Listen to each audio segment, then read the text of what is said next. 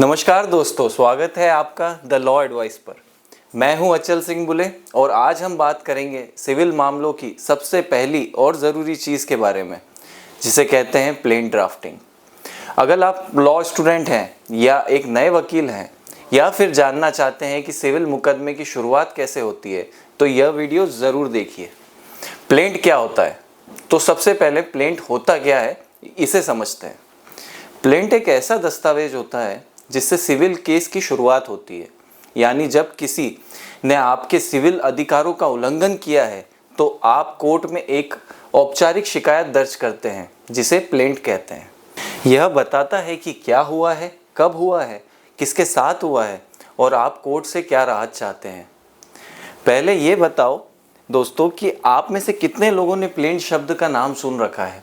कई बार क्या होता है, यह सब दस्तावेज हैं जिसको हम कोर्ट के सामने पेश करते हैं और कोर्ट इसके आधार पर यह देखता है कि आपका मामला क्या है। एक बात हमेशा याद रखना दोस्तों, जो कोर्ट है वो ज़ुबान से ज़्यादा दस्तावेजों पर भरोसा करता है। ज़ुबान का मामला कब पलट जाए पता नहीं चलता। अगर आपने कोई बात की है तो आप पढ़ोगे यह है कि जो मानकर चला है, तो भले ही एक सामान्य नागरिक हो या फिर आप एक वकील हो, कोर्ट को आपकी बात पढ़नी होगी। तो प्लेंट फाइल होती है सीपीसी के ऑर्डर 7 रूल 1 में। सीपीसी के ऑर्डर 7 रूल 1 में बताया गया है कि एक प्लेंट में क्या क्या होना चाहिए। अगर आपका केस अगर कोई एडवोकेट लड़ रहा है तो आपको बेसिक तो पता होना ही चाहिए कि बेसिकली मामले के अंदर वकील साहब ने लिखा क्या है। और अगर आप एक वकील हो तो यह आपको ज़रूर पता होना चाहिए कि प्लेंट में लिखा क्या जाना चाहिए। इसे समझने से पहले आपको यह जानना पड़ेगा कि ये इसके अंदर चीज़ क्या क्या है और इसके पर्पस क्या है। अगर हमें किसी भी चीज़ का पर्पस पता होता है तो उसे लिखना, उसको ड्राफ्ट करना बहुत आसान हो जाता है। तो पहले ज़रा इस पर्पस को समझिए, जो कि बड़ा सरल है। प्लेंट का एक पर्पस क्या है, नोट कीजिए। इसके अंदर यह जो प्लेंट है इसका बेसिक पर्पस क्या है। किसी भी चीज़ को समझने से पहले उसका पर्पस समझना बहुत ज़रूरी है। तो सबसे पहले हम समझेंगे कि प्लेंट का पर्पस क्या है। अब हम बात कर रहे हैं पर्पस की, तो हमें समझना है कि प्लेंट फाइल करने का पर्पस क्या होता है। तभी हम एक अच्छी और इफ़ेक्टिव प्लेंट ड्राफ्ट कर सकेंगे। अपनी बात रखना, यह तो इसका फर्स्ट पर्पस है। दूसरा पर्पस यह है कि कोर्ट को यह बताना कि हम कोर्ट आए क्यों हैं। मैंने बहुत ही एकदम सरल शब्दों के अंदर आपको इसका पर्पस समझाने की कोशिश की है कि दो बातें, हम कोर्ट आए क्यों हैं। एक तो ये कोर्ट को समझाना ज़रूरी है और दूसरा अपनी बात कोर्ट के सामने रखना भी ज़रूरी है। साथ ही तीसरा पर्पस होता है, वो है कि कोर्ट के अंदर आपने अपने मामले को रजिस्टर्ड करवाना है। अगर आप एक नए अधिवक्ता और बिल्कुल फ्रेश ग्रेजुएट हो तो भी आज आपकी क्लास आप अच्छे से समझ पाएंगे कि कोर्ट के सामने अपनी बात को रखना एक उद्देश्य है। वैसे तो यह वीडियो नए वकीलों के लिए है, पर आम लोगों को भी यह वीडियो ज़रूर देखनी चाहिए। अब बात करते हैं प्लेंट की संरचना की, यानी कि प्लेंट की मुख्य हिस्सों की। ध्यान से सुनिए, यह सारे पॉइंट्स बहुत ज़रूरी हैं। लेकिन इससे पहले मैं आपको एक बात और बताना चाहूँगा कि आपको कोर्ट में कोई भी डॉक्यूमेंट डालना है तो आपको पता होना चाहिए कि क्या डॉक्यूमेंट डालना है। रुकिए, बात ये नहीं है, बात यह है कि आपको पता होना चाहिए कि आपको कौन सा डॉक्यूमेंट नहीं डालना है। आपको यह बात पता होना चाहिए कि क्या लिखना है से ज़्यादा ज़रूरी है आपको ये पता होना कि क्या नहीं लिखना चाहिए। दूसरी बात, जब भी हम कोई प्लेंट ड्राफ्ट करें तो हमें उसके बारे में कई सोच विचार करने चाहिए। मेरा कहने का मतलब है कि आपको यह सोचने की ज़रूरत है कि कौन सी बात हमारे खिलाफ किस स्टेज पर जा सकती है। तीसरी बात, आपको यह सोचना है कि आज आपने जो प्लेंट डाली है कोर्ट में, वो प्लेंट कुछ और सालों तक कोर्ट में ट्रैवल करती रहेगी और इस जर्नी में वो सुप्रीम कोर्ट तक जा सकती है। आपको पता है कि हमारे कोर्ट में हम सिविल कोर्ट में प्लेंट डालते हैं जो हाई कोर्ट होते हुए सुप्रीम कोर्ट तक जाती है, और हाई कोर्ट और सुप्रीम कोर्ट में भी काफ़ी बड़े बड़े ब्रेन्स बैठे होते हैं जो आपकी बनाई हुई प्लेंट पर ही सारा केस टिका होता है। तो हमें चीज़ों को एक बॉर्डर और एक लॉन्गर प्रोस्पेक्टिव से देखना है। तो आज के हमारे लेसन का पहला टेक यह है कि हमें यह समझना है कि हम प्लेंट में क्या नहीं लिखना चाहिए जो हमारे क्लाइंट के किसी भी स्टेज पर खिलाफ जा सकता है। दोस्तों, मैंने एक चीज़ हमेशा ऑब्ज़र्व करी है कि ज़्यादा लिखने से हमें यूजुअली नुकसान होता है, ज़्यादा एक्सप्लेनेटरी लिखने से भी हमें नुकसान होता है। तो चीज़ों को ब्रीफ और प्रिसाइज रखना है, बाकी सब कुछ हमें आगे की स्टेजेस के लिए बचाना है। आपके पास प्लेंट लिखने के बाद कई बार मौके आते हैं कि आप अपनी प्लेंट में एडिशन कर दो, लेकिन आपके ज़्यादा लिखे हुए को आपके खिलाफ एंड तक यूज़ किया जा सकता है। इसीलिए मैंने पहले पर्पस की बात की थी। तो हमें प्लेंट लिखने के लिए पर्पस का पता होना बेहद ज़रूरी है। तो प्लेंट बनाते समय हर चीज़ को बारीकी से देखने की ज़रूरत होती है। कोई भी चीज़ जो लिखनी है उसे न छोड़ें और जो न लिखनी है उसे न लिखें। अब प्लेंट में कुछ बेसिक चीज़ें होती हैं और कुछ स्पेशल चीज़ें होती हैं। इनकी रिसर्च हमें करनी होती है। तो पहले हमें एक ड्राफ्ट प्लेंट तैयार करनी चाहिए। फिर अगर अर्जेंट नहीं है तो उस ड्राफ्ट पिटीशन को तैयार करके हमें उस पर 1-2 दिन सोच विचार करना चाहिए। एक बार हमने पेश कर दी तो उसे बार बार चेंज नहीं किया जा सकता। जब भी हम किसी पिटीशन को बनाते हैं तो सारे डॉक्यूमेंट्स देखते हैं और वो डॉक्यूमेंट्स और उसी से निकलते हुए आर्ग्यूमेंट्स हमारे दिमाग में 1-2 दिन तक चलते रहते हैं, जिनको हम फाइनल पिटीशन में इनकॉर्पोरेट कर सकते हैं, राइट। तो अब हमने दूसरी बात सीख ली। अब चलते हैं कि इसके बेसिक कंटेंट्स पर। तो सबसे पहले आपको पिटीशन में कोर्ट का नाम और शीर्षक लिखने होता है। अब ये आपको कहाँ से पता चलेगा? तो ये हमें पता चलता है जुरिस्डिक्शन से। हर कोर्ट का, हर जजशिप का और हर डिस्ट्रिक्ट का एक जुरिस्डिक्शन चार्ट होता है जिसमें एरिया डिफाइन होता है। अब जैसे हम दिल्ली की बात करें और बात करें तो हम एग्जाम्पल के तौर पर मालवीय नगर की बात करते हैं। अब मालवीय नगर आएगा साकेत डिस्ट्रिक्ट कोर्ट के अंडर। अब यहाँ भी 10 सिविल जज बैठते हैं। तो मान लीजिए सिविल जज 5 के एरिया में मालवीय नगर आता है। तो यहाँ से हमें कोर्ट का नाम और शीर्षक पता चल सकता है। फिर वादी और प्रतिवादी के नाम और उनके पूरे पते। वादी है आपका क्लाइंट जो प्लेंट पेश करता है और प्रतिवादी है जिसके खिलाफ ये प्लेंट पेश की जाती है। यह बहुत इंपॉर्टेंट पॉइंट है। आपको नॉन जॉइंडर और मिस जॉइंडर टर्म्स का पता होना बहुत ज़रूरी होता है। नॉन जॉइंडर वो होता है जो आपको केस में पार्टी होना चाहिए था लेकिन आपने नहीं बनाया, और मिस जॉइंडर वो जिसको आपने गलती से पार्टी बनाया, यानी वो पर्सन या संस्था जो पार्टी नहीं होनी चाहिए थी लेकिन आपने बना दी। नॉन जॉइंडर तब होता है जब कोई ऐसा व्यक्ति या संस्था जो आवश्यक पक्षकार यानी कि नेसेसरी पार्टी है उसे मुकदमे से जोड़ा ही नहीं गया।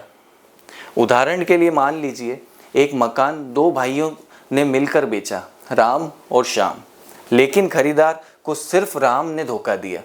अब खरीदार कोर्ट में केस करता है लेकिन वो केस सिर्फ श्याम के खिलाफ करता है, राम को पक्षकार बनाता ही नहीं है। यहाँ राम एक आवश्यक पक्षकार था क्योंकि उसी ने धोखा दिया था, लेकिन उसे मुकदमे में जोड़ा ही नहीं गया। यह नॉन जॉइंडर कहलाता है। मिस जॉइंडर का उदाहरण समझाता हूँ दोस्तों। मिस जॉइंडर तब होता है जब किसी ऐसे व्यक्ति या संस्था को पक्षकार बना दिया जाता है जिसे नहीं बनाना चाहिए था।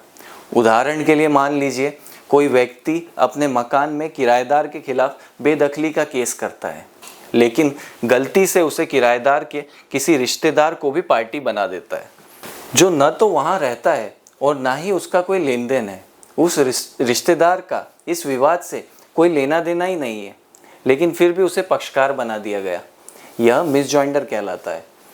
इन गलतियों से बचना बेहद ज़रूरी है क्योंकि इससे केस कमज़ोर भी हो सकता है और कोर्ट केस खारिज होने तक की नौबत आ सकती है। इसके बाद आता है अधिकार क्षेत्र का विवरण। यानी जुरिस्डिक्शन। आपको बताना होता है कि कोर्ट इस मामले को क्यों सुन सकता है। अधिकार क्षेत्र का विवरण यानी जुरिस्डिक्शन को प्लेंट में लिखना बहुत ज़रूरी होता है ताकि कोर्ट को यह समझ आ सके कि क्या वह उस मामले की सुनवाई कर सकता है या नहीं। अब मैं आपको इसका एक आसान और स्पष्ट उदाहरण देता हूँ हिंदी में, जिसे आप प्लेंट में लिख सकते हैं या टेलीप्रॉम्प्टर स्टाइल में वीडियो में बोल सकते हैं। अगर मैं आपको उदाहरण से जुरिस्डिक्शन का विवरण समझाऊं तो यह माननीय न्यायालय इस वाद की सुनवाई करने के लिए अधिकार प्राप्त है क्योंकि संपत्ति जो इस वाद का विषय है वह न्यायालय की क्षेत्र सीमा में स्थित है। इसके अतिरिक्त प्रतिवादी इस क्षेत्राधिकार के भीतर निवास करता है और यही कार्य करता है। इस आधार पर माननीय न्यायालय इस वाद की सुनवाई करने का अधिकार रखता है। आप इस भाषा को अपने केस के अनुसार बदल भी सकते हैं। अगर मामला पैसे की रिकवरी का है तो आप लिख सकते हैं कि लेन देन किस क्षेत्र में हुआ था। अगर मामला किराएदारी का है तो संपत्ति इस कोर्ट की सीमा में आती है। अगर पार्टियां यहीं रहती है तो पक्षकार इसी क्षेत्र में निवास करते हैं। जुरिस्डिक्शन मुख्यतः 3 आधारों पर तय होता है। स्थानीय यानी कि टेरिटोरियल यानी कि स्थान के अनुसार, वित्तीय यानी पिक्यूनियरी कितनी रकम या मूल्य का मामला है, विषयगत यानी सब्जेक्ट मैटर क्या उस विषय पर यह कोर्ट सुनवाई कर सकता है। आइए जानते हैं एक्सपर्ट की राय जुरिस्डिक्शन ऑफ प्लेंट के ऊपर। धन्यवाद अजल जी आपके इस क्वेश्चन के लिए कि प्लेंट के अंदर जुरिस्डिक्शन का इशू कितना इंपॉर्टेंट होता है और क्या रिलेवेंस रखता है। देखिए, जुरिस्डिक्शन का इशू समझने के लिए हमें समझना पड़ता है जुरिस्डिक्शन क्या है, क्षेत्राधिकार जिसको हम हिंदी में बोलते हैं, और ये कितने तरीके के होते हैं और इसके मायने क्या रखते हैं। क्षेत्राधिकार हमारे जो इंपॉर्टेंट रखते हैं सबसे पहले प्लेंट के स्टेज में वो होता है पिक्यूनियरी जुरिस्डिक्शन, जो कि रिलेट करता है आपके सब्जेक्ट अमाउंट की, मनी क्या है, कितने रुपये का ट्रांजेक्शन हुआ है, प्रॉपर्टी कितने रुपये की है, या फिर जो वैल्यू इन्वॉल्व है वो कितने तक की है। तो आपको जब भी आप किसी कोर्ट में केस फाइल कर रहे हैं तो आपको पिक्यूनियरी जुरिस्डिक्शन का पता होना बहुत इंपॉर्टेंट होता है, क्योंकि बिना पिक्यूनियरी जुरिस्डिक्शन के अगर आपने कोर्ट में केस फाइल किया तो कोर्ट उसको रिटर्न कर सकती है या फिर उसको ऊपर वाले कोर्ट में भेज सकती है कि आप उसको कंसिडरेशन के लिए ऊपर की कोर्ट में जाना चाहिए।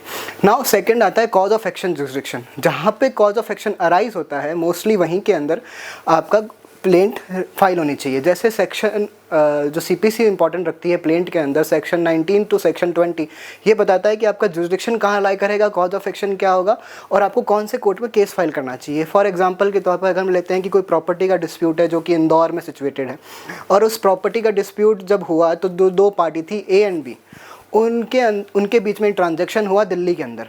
प्रॉपर्टी बिलोंग करती थी जो कि डिफेंडेंट है एक से, जिन्होंने प्रॉपर्टी बेची थी वो एक दिल्ली के रहने वाले हैं, और जिनकी प्रॉपर्टी है बी जो कि इंदौर के रहने वाले, और प्रॉपर्टी भी इंदौर में सिचुएट करती है, पर एग्रीमेंट जो हुआ वो हुआ दिल्ली के अंदर। अब इसमें समझने की चीज़ ये है, अगर कोई भी इशू रेज होता है उस एग्रीमेंट के लिए तो कोर्ट केस कहाँ फाइल होगा, क्या ये दिल्ली में फाइल होगा, क्या ये इंदौर में फाइल होगा।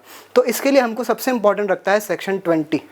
सेक्शन 20 के अंदर आपको कैसे प्रोसीड करना है। देखिए, अगर ए जो है उसके खिलाफ केस फाइल है, उसने कोई पेमेंट नहीं किया है प्रॉपर्टी खरीदने के लिए, तो जो बी है उसके पास ये रेमेडी है कि वो या तो दिल्ली के अंदर या फिर सब्सिक्वेंटली अपने इंदौर में जहाँ पे प्रॉपर्टी सिचुएट करती है वहाँ पे दोनों जगह केस फाइल कर सकता है, क्योंकि सेक्शन 19 एंड 20 ये बताते हैं कि जहाँ पे या तो प्लेंटिफ रहता हो, जहाँ पे सब्जेक्ट मैटर ऑफ जुरिस्डिक्शन हो, या थर्ड पॉइंट इज जहाँ पे डिफेंडेंट रिजाइड करता हो। तो मोस्टली जो हमारा सजेशन होता है जो क्लाइंट को करना चाहिए इस केसेस में बी को, उसको केस फाइल करना चाहिए प्रॉपर्टी जहाँ पे सिचुएट है, यानी कि इंदौर के अंदर। तो ये होता है सब्जेक्ट मैटर जुरिस्डिक्शन कि आपका सब्जेक्ट कहाँ पे सिचुएट करता है।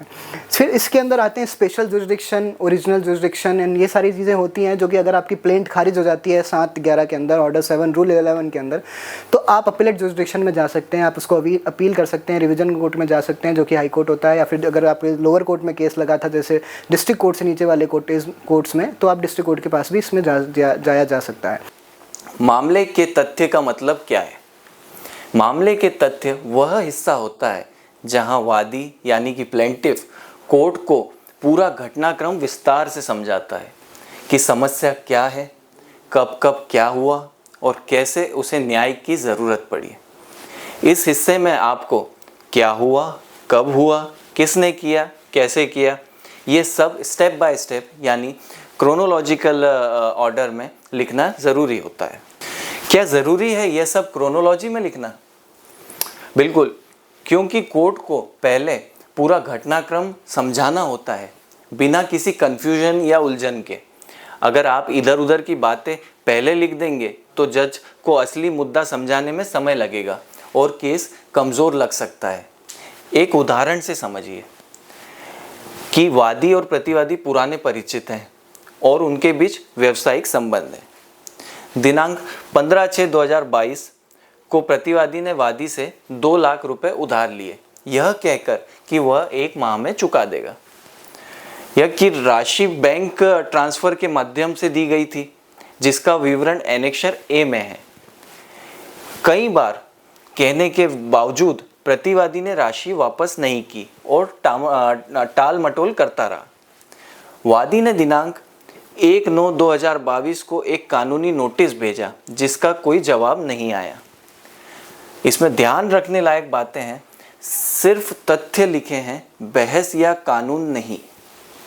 भावनात्मक बातें न डालें, जैसे उसने धोखा दिया, मुझे बहुत ठेस पहुंची। यह बातें दलील में आती है, तथ्यों पे नहीं। दिनांक, जगह, पार्टी का नाम, यह सब स्पष्ट होना चाहिए। संक्षेप में कहें तो मामले के तथ्य वह नींव है जिस पर पूरा केस खड़ा होता है। अगर यह मजबूत और साफ होंगे तो केस भी मजबूत होगा। अब कॉज ऑफ एक्शन क्या होता है? कॉज ऑफ एक्शन का मतलब है वो कारण या परिस्थितियां जिनके आधार पर वादी यानी कि प्लेंटिफ कोर्ट में मुकदमा करने के लिए बाध्य हुआ। यह बताता है कि किस वजह से विवाद उत्पन्न हुआ, किसने आपके कानूनी कर्तव्य का उल्लंघन किया और वादी को कोर्ट आने की ज़रूरत क्यों पड़ी, यानी मुकदमा शुरू करने का ठोस कारण। यह प्लेंट में क्यों लिखा जाता है? कोर्ट तभी केस की सुनवाई के योग्य मानता है जब उस केस में कोई वैध कॉज ऑफ एक्शन हो। अगर कॉज ऑफ एक्शन स्पष्ट नहीं है तो क्या करें? तो कोर्ट प्लेंट को रिजेक्ट भी कर सकता है। ऑर्डर 7 रूल 11 सीपीसी के तहत यह प्लेंट रिजेक्ट भी हो सकती है। एक आसान उदाहरण से समझते हैं दोस्तों कि प्रतिवादी ने वादी से 2 लाख रुपए उधार लिए और वादा किया कि 1 माह में चुका देगा, लेकिन तय समय बीतने के बाद भी वह राशि लौटाने में असफल रहा। प्रतिवादी ने न तो मौखिक अनुरोध का जवाब दिया और न ही कानूनी नोटिस का। इस प्रकार प्रतिवादी ने अपने कानूनी कर्तव्य का उल्लंघन किया और वादी को यह वाद दायर करने की विवशता हुई। यही कहलाता है cause of action. Cause of action में क्या क्या होना चाहिए? किस तारीख को विवाद उत्पन्न हुआ, कौन सी कानूनी और नैतिक जिम्मेदारी टूटी, किन कार्यों से वादी को हानि हुई, मुकदमा दायर करने का स्पष्ट आधार क्या है। कॉज ऑफ एक्शन को प्लेंट के आखिरी हिस्से में 1 या 2 पैराग्राफ में लिख सकते हैं। सटीक, स्पष्ट और तथ्य आधारित कॉज ऑफ एक्शन होना चाहिए। आइए जानते हैं एक्सपर्ट की राय cause of action of plaint के ऊपर। कॉज ऑफ एक्शन के अंदर क्या चीज़ें इंपॉर्टेंट होती है और इसको कैसे कोर्ट के अंदर पेश करना होता है, ये सबसे इंपॉर्टेंट चीज़ है जो आपको समझनी चाहिए।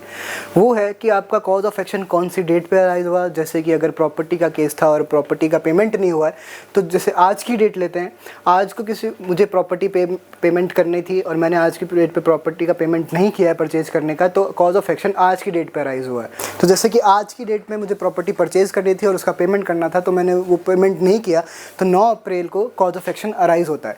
अब ये कॉज ऑफ एक्शन अराइज होता है तो सबसे पहले इंपॉर्टेंट होता है कि डेट क्या है कॉज ऑफ एक्शन की। दूसरा हमको बताना होता है कि इसकी वजह से हानि क्या हुई है अदर साइड को। जैसे मैंने अगर प्रॉपर्टी का पेमेंट नहीं किया है तो इवेंचुअली उसको लॉस हुआ है कि उसको एस्टिमेटेड था कि उसको इतना पेमेंट मिलेगा। अगर वो मेरे साथ एग्रीमेंट नहीं कर रहा होता तो वो किसी और के साथ एग्रीमेंट करता और he will sell the property to him subsequently. तो ये सारी चीज़ें आपको उसमें बतानी होती है। तीसरा आपको बताना होता है कि आप उस कॉज ऑफ एक्शन से कैसे रिलीफ को क्लेम कर रहे हो।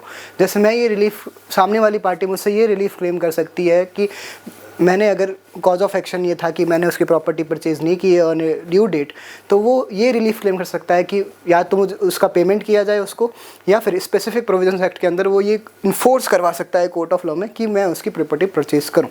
तो this is how cause of action works, और ये सबसे important, valuable and most important part होता है आपकी प्लेंट का। अगर आपने कॉज ऑफ एक्शन को सही से डिफाइन नहीं किया है तो आपकी प्लेंट पहले दिन पे ही खारिज हो सकती है 7/11 के अंदर। तो ये सारी चीज़ें आपको उसके अंदर मैनेज करके एक प्रॉपर प्लेंट को ड्राफ्ट करना होता है।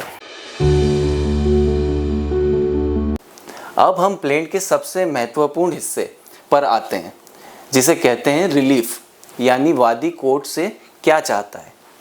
रिलीफ होता क्या है, रिलीफ का मतलब क्या है? वह राहत या आदेश जो वादी यानी कि प्लेंटिव कोर्ट से चाहता है।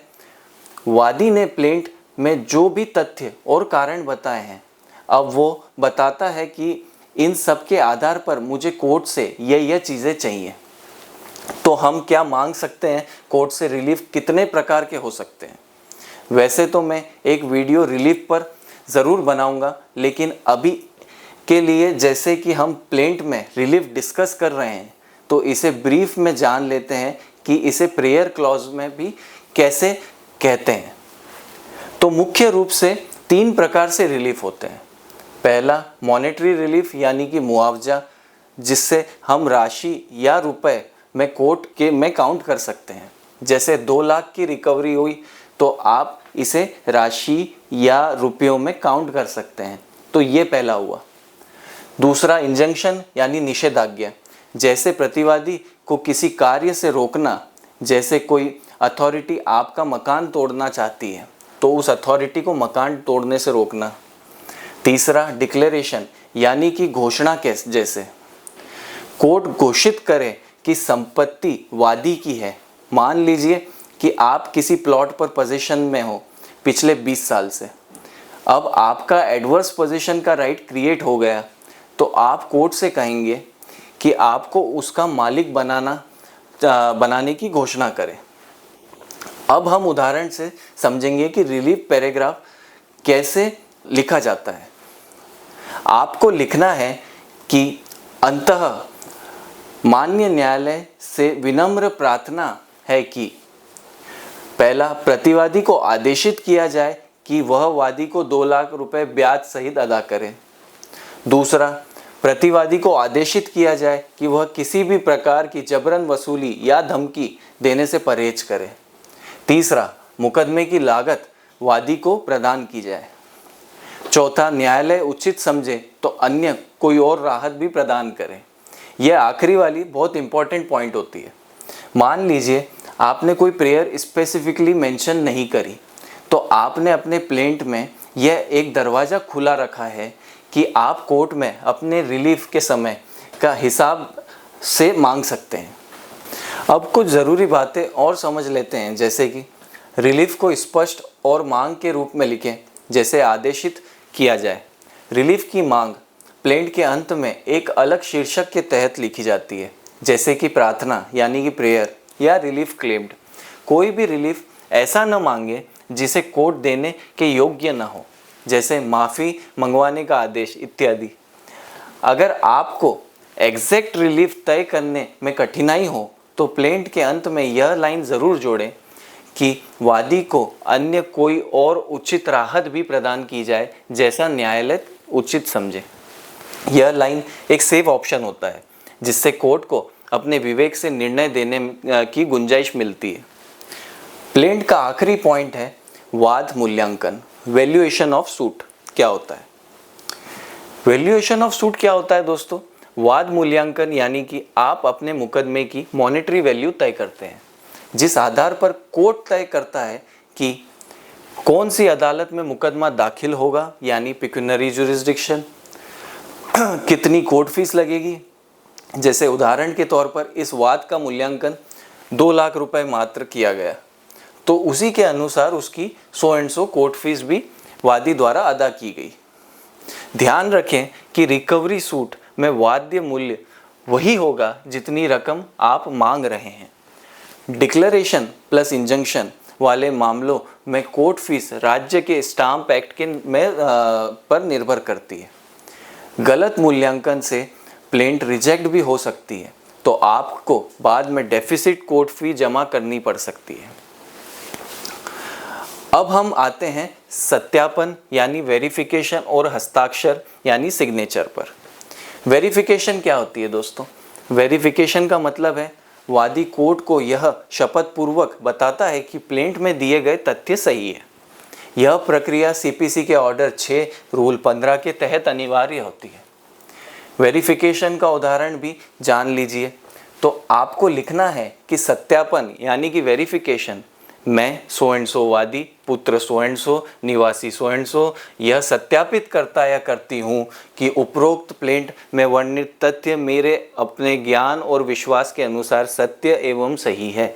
फिर सत्यापन की तारीख और स्थान भी उसमें वर्णित करना होता है। अब जानिए हस्ताक्षर कैसे करें। सत्यापन के नीचे वादी के हस्ताक्षर होते हैं। अगर वकील प्लेंट तैयार कर रहा है तो नीचे उसका नाम यानी कि एडवोकेट फॉर प्लेंटिफ भी लिखना चाहिए। प्लेंट का हर पेज वादी द्वारा हस्ताक्षर होना चाहिए या वकील द्वारा फुल वकालतनामा भी होना चाहिए।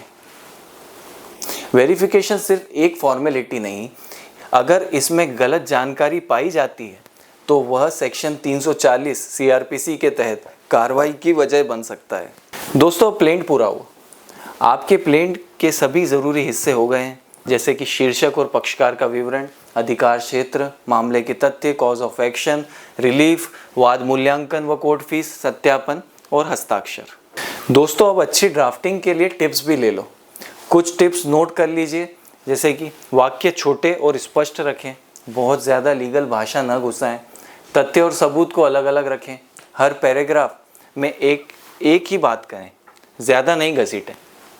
अब जैसा कि मैंने आपको शुरू में बताया था कि प्लेंट बनाते समय बहुत सारी गलतियां हो जाती है, तो हमें यह भी समझना है कि आम गलतियां कौन सी हैं। अब सुनिए क्या गलतियां नहीं करनी चाहिए। कॉज ऑफ एक्शन भूल जाना, गलत सूट वैल्यू डालना, वेग रिलीफ मांगना, पक्षकार का अधूरा पता, वेरिफिकेशन न करना या गलत करना, इन सब से बचिए। तो दोस्तों, अब आपको समझ आ गया होगा कि एक प्लेंट कैसे ड्राफ्ट की जाती है। अगर यह वीडियो आपके लिए उपयोगी है तो लाइक ज़रूर करिए, चैनल को सब्सक्राइब करिए और बेल आइकन को दबाना न भूलिए। हर बुधवार हम लाते हैं कानून से जुड़ी सरल और सटीक जानकारी। अगले हफ्ते हम बात करेंगे रिटन स्टेटमेंट कैसे ड्राफ्ट करें। तब तक के लिए धन्यवाद। देखते रहिए और लॉ एडवाइस से सीखते रहिए।